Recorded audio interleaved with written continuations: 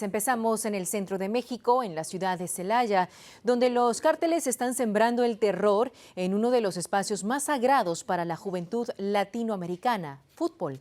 Según informes, los cárteles están infiltrando en las ligas juveniles locales de la zona, secuestrando y asesinando tanto a jugadores como a los espectadores. Es una realidad muy triste que viene ocurriendo desde el año 2018. Tan solo en enero de este año, criminales asesinaron a 11 personas tras un partido en la vecina ciudad de Salamanca, obligando a las autoridades a suspender los encuentros en toda la región. Celaya es una de las ciudades más peligrosas de México y muchos jóvenes sueñan con convertirse en futbolistas profesionales para escapar de toda esta violencia. Pero hoy en día algunos niños tienen demasiado miedo de jugar o son demasiado pobres para pagar la cuota de inscripción a las pruebas de selección de fútbol profesional. Carlos Matienzo, experto en seguridad nacional mexicana, se une a Fox Noticias para conversar sobre el tema. Carlos, bienvenido. Saludos. Hola, un gusto estar de vuelta. Carlos, ¿por qué infiltrarse en los equipos de fútbol les resulta un negocio lucrativo a los cárteles? Bueno, esto creo que habla del modelo de gobernanza criminal que hay en algunas regiones de México. Ya los cárteles no solo se dedican a vender, producir, vender o trasladar drogas, sino a controlar y extorsionar a la sociedad mexicana en aquellos lugares donde tienen control territorial. Y eso involucra extorsionar a los comerciantes, es decir, cobrarles piso, cobrarles una forma de impuesto. Involucra también extorsionar a los mineros, a los empresarios, pero ya incluso a las actividades recreativas de la propia sociedad, como son estas ligas amateur de fútbol, donde no solo están involucrados por dinero, por las apuestas, por cobrar un permiso para que estas comunidades puedan jugar fútbol, sino además también como una forma de control social, porque ahí están los jóvenes, porque ahí pueden reclutar a los jóvenes, porque ahí pueden encontrar a sus posibles compradores de las drogas que venden. Creo que es un ejemplo muy claro de cómo gobiernan los cárteles, el crimen organizado en algunas regiones de México.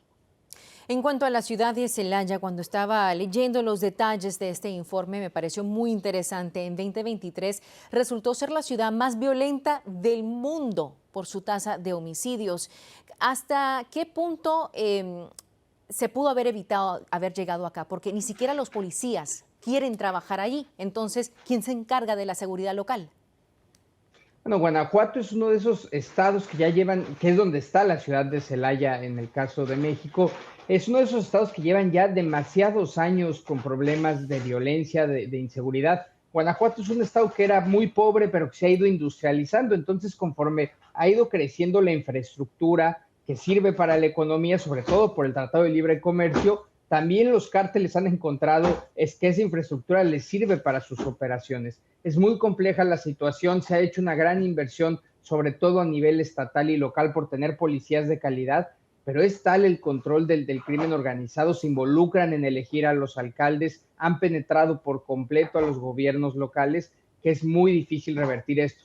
Por cierto, hay que decir algo, mientras todo esto pasa, mientras asesinan a jugadores de fútbol amateur en lugares como Salamanca o Celaya, el gobierno dice que los homicidios están bajando, particularmente en estados como Guanajuato. Esto choca por completo con la narrativa del gobierno. La violencia sigue ahí y sigue siendo de alto impacto. ¿Dirías que tristemente se está comenzando a desvanecer ese sueño para estos jóvenes futbolistas? O sea, ¿cuán grande es el peligro para los adolescentes que quieren efectivamente salir de la pobreza, quieren ser jugadores profesionales y ahora se sienten atrapados o no pueden salir, practicar su deporte o terminan más bien en la violencia? Mira, para muchísimos jóvenes en México, sobre todo fuera de las grandes capitales de Ciudad de México, de Guadalajara y Monterrey, hay básicamente dos opciones de vida. Agreguemos una tercera, por ejemplo, el fútbol sería una de ellas, ese sueño que muchos jóvenes tienen. Pero las otras dos, las dos opciones realistas para esos jóvenes marginados, son o migrar a los Estados Unidos o unirse a los cárteles. Y para muchos ya ni siquiera hay opción, porque también lo que está sucediendo es que los cárteles están reclutando forzosamente a jóvenes en México. Muchísimos de los desaparecidos de nuestro país, de estos jóvenes que no sabemos dónde están, probablemente ni siquiera están muertos, han sido reclutados por el crimen organizado forzosamente y han perdido contacto con sus familias. Esa es la triste realidad de México. Y hay una combinación en la que sí son víctimas esos jóvenes, pero también se ha creado una narcocultura de un gran aprecio o aspiracionismo a estos narcotraficantes o a estos miembros de los cárteles que tienen dinero y poder, y también desgraciadamente muchos jóvenes voluntariamente terminan en esas filas. Y sabemos que existe la corrupción policial en México, entonces, ¿cómo se logra la seguridad que tanto anhelan y merecen los habitantes?